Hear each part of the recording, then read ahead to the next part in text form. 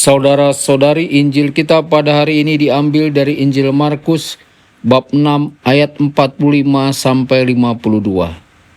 Sesudah memberi makan 5.000 orang, Yesus segera memerintahkan murid-muridnya naik ke perahu dan berangkat lebih dulu ke seberang ke Betsaida. Sementara itu ia menyuruh orang banyak pulang. Setelah berpisah dari mereka, Yesus pergi ke bukit untuk berdoa. Ketika hari sudah malam, perahu itu sudah di tengah danau, sedang Yesus tinggal sendirian di darat. Ketika melihat betapa payahnya para murid mendayung karena angin sakal, maka kira-kira jam 3 malam Yesus datang kepada mereka berjalan di atas air, dan ia hendak melewati mereka. Ketika melihat dia berjalan di atas air, mereka mengira bahwa ia adalah hantu, lalu mereka berteriak-teriak, sebab mereka semua melihatnya dan sangat terkejut. Tetapi segera Yesus berkata kepada mereka, "Tenanglah, aku ini, jangan takut." Lalu Yesus naik ke perahu mendapatkan mereka, dan angin pun redalah. Mereka sangat tercengang dan bingung, sebab sudah peristiwa roti itu, mereka belum juga mengerti, dan hati mereka tetap degil. Demikianlah sabda Tuhan. Terpujilah Kristus.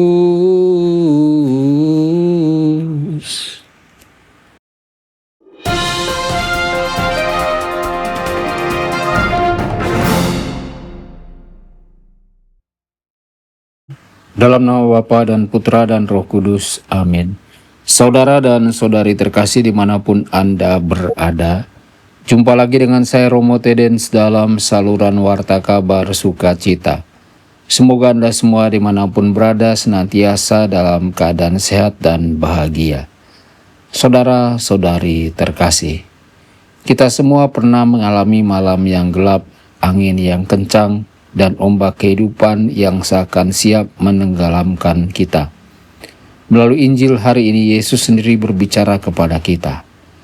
Para murid berada dalam ketakutan yang sangat wajar. Malam gelap, badai besar, dan mereka merasa akan binasa.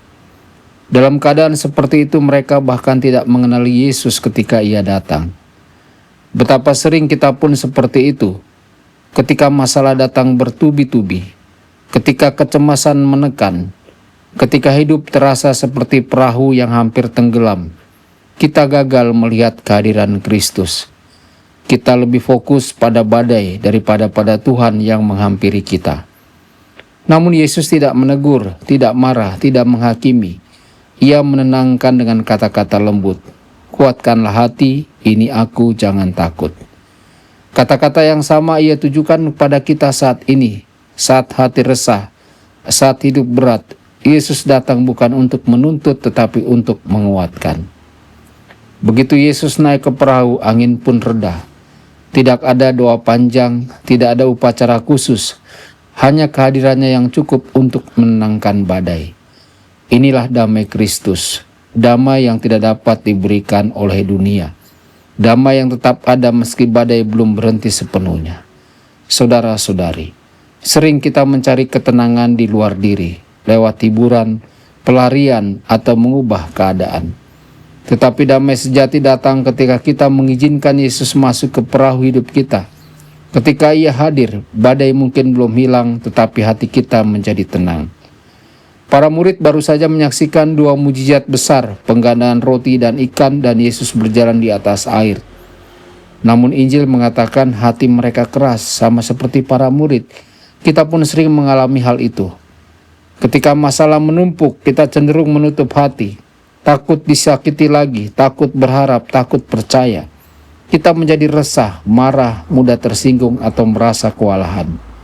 Tetapi Tuhan berkata melalui Nabi Yeskiel, "Aku akan mengambil hati batu dari dalam tubuhmu dan memberikan kepadamu hati dari daging." Kristus ingin menggantikan hati kita yang tertutup dan keras dengan hati yang lembut. Hati yang berani percaya lagi, berharap lagi, mengasihi lagi meski hidup tidak selalu mudah.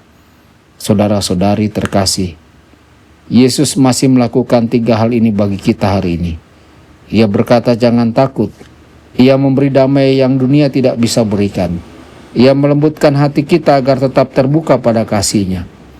Marilah kita membuka pintu perahu hidup kita, mengizinkan Kristus masuk, dan membiarkannya menenangkan badai-badai dalam diri kita. Semoga hati kita menjadi lembut, dipenuhi iman, harapan, dan kasih, sehingga kita mampu melihat kehadirannya dalam segala situasi. Tuhan Yesus memberkati Anda semua. Sabda Allah adalah kebenaran.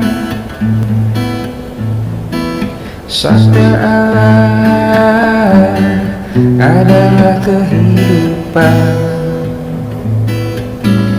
Mari kita mencintainya, mari kita menghayatinya. Ya Tuhan yang ku muliakan, sabdamu angkat resahku.